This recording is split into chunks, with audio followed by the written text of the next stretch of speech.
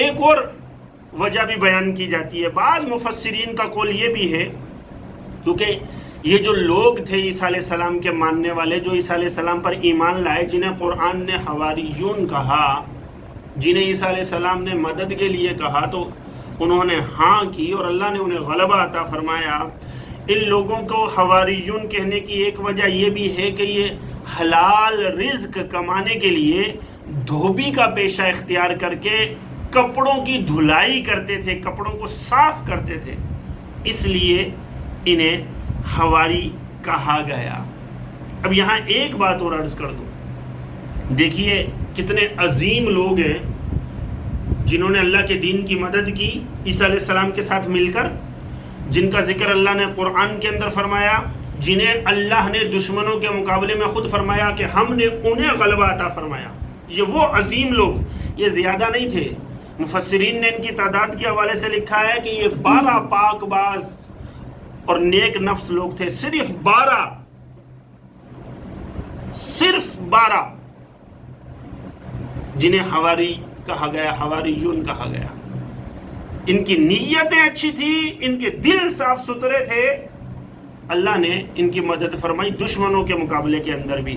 یہاں ایک چیز سمجھ لیجئے، اب اگر اس رائے کو لے لیں، حواریون کی جو تفاسیر بیان کی گئی، بعض مفسرین نے لکھا کہ لوگوں کے کپڑے دھوتے تھے رزق حلال کمانے کے لیے یہ حواری، اس لیے انہیں حواری کہا گیا، کیونکہ صفائی کر رہے ہیں نا، صفائی ستھرائی کا کام کر رہے ہیں، کپڑوں کو صاف کر رہے ہیں.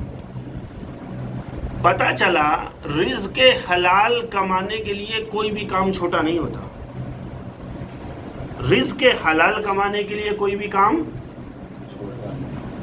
آج ہمارا ایک ذہن بنتا چلا جا رہا ہے، کسی شخص کو ہم دیکھ لینا، کوئی چھوٹا کام کوئی بھی چھوٹا نہیں ہوتا اگر حلال ہو تو. لیکن ہماری سوسائٹی نے کاموں کو ڈیوائیڈ کیا ہوا ہے، یہ زیادہ اچھا کام ہے، یہ ذرا کم لیول کا کام ہے.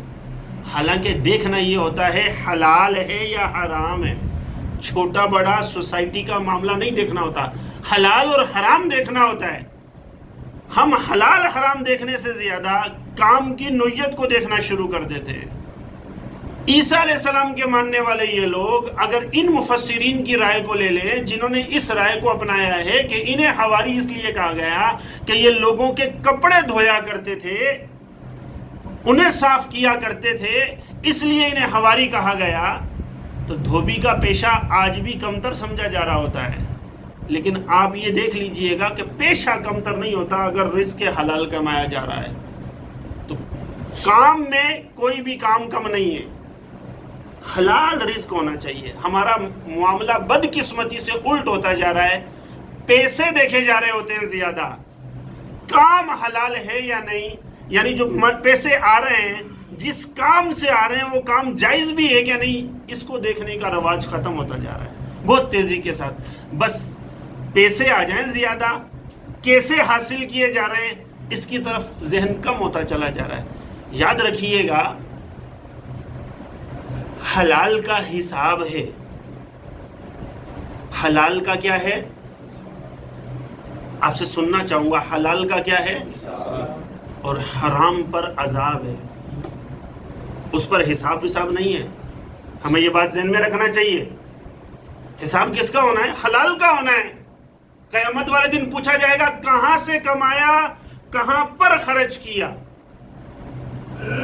روایتوں میں بیان کیا گیا کہ بندے سے کچھ سوالات جب تک کر نہیں لیے جائیں گے نا قیامت والے دن، اس وقت تک بندہ اپنا قدم بھی نہیں ہلا سکے گا. تو وہ سوالات جن کے آنسر بندہ دے نہیں دے گا، اس وقت تک قدم نہیں ہلا سکے گا. وہ کون سے ہوں گے؟ وہ یہی ہوں گے، پیسہ کہاں سے کمایا، کہاں پر خرچ کیا. مال کہاں سے کمایا، کہاں پر خرچ کیا، جوانی کیسے گزاری. اور اگلا سوال ہوگا اپنے علم پر کہاں تک عمل کیا. یہ وہ سوالات ہیں جن کے بارے میں روایتوں میں آیا ہے کہ بندہ جب تک ان کے جوابات نہیں دے گا نا، تب تک انسان قدم بھی نہیں ہلا سکے گا. حلال کمایا ہوگا نا تو حلال پر حساب ہے. حلال کہاں سے کمایا، حلال کمایا. اگلا سوال ہوگا کہاں پر خرچ کیا، خرچ بھی حلال کیا ہے کہ نہیں، صحیح راستے پہ کیا ہے کہ نہیں. جب کمایا ہی حرام ہوگا تو سوچیں اس پر تو پوچھ ہی نہیں، اس پہ تو عذاب ہی عذاب ہے نا پھر. تو کام مت دیکھا کریں کہ کام کیا ہے، آپ دیکھا کریں جو اس سے ارننگ ہے، اس کی جو کمائی ہے وہ حلال ہے کہ نہیں ہے. کام دیکھنے کی باری سیکنڈ کی ہے. پھر آپ سمجھتے ہیں کہ سوسائٹی میں اس کام کا درجہ کم ہے، میں کام بھی چینج کروں، تو پھر اس سے اچھا کام ڈھونڈیں. بالکل اجازت ہے، جس سے آپ کی ارننگ بھی اچھی ہو، کام بھی اچھا ہو جائے، منع نہیں ہے یہ چیز. لیکن اگر کوئی شخص ایسا کام کر رہا ہے جس سے وہ حلال کما رہا ہے تو وہ ہزاروں گنا بہتر ہے اس شخص سے جو اس سے کئی گنا زیادہ کما تو رہا ہے لیکن اس کی ارننگ حرام ہے. اس لیے کبھی بھی کوئی بھی پیشے کو کمتر مت سمجھا کرے، یہ دیکھا کرے کہ رزق حلال کما رہا ہے کہ نہیں کما رہا. اگر حلال رزق ہے تو پھر وہ خوش نصیب ہے آج کے دور کے اندر جسے اللہ نے رزق حلال عطا کر دیا. کیونکہ دن بدن بہت تیزی کے ساتھ جو یہ معاملہ ہے نا، یہ مشکل ہوتی جا رہی ہے. رزق حلال مشکل ہوتا جا رہا ہے کمانا، بہت مشکل ہوتا جا رہا ہے کمانا. حرام کی آمیزش ہو ہی جاتی ہے.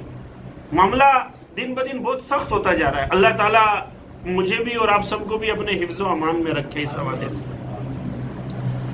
اب محترم اسلامی بھائیو، اس آیت کے اندر اللہ کے دین کی مدد کرنے کے حوالے سے کلام ہوا کہ اللہ کے دین کی مدد کی جائے. اللہ کے دین کی مدد کرنے کی کئی صورتیں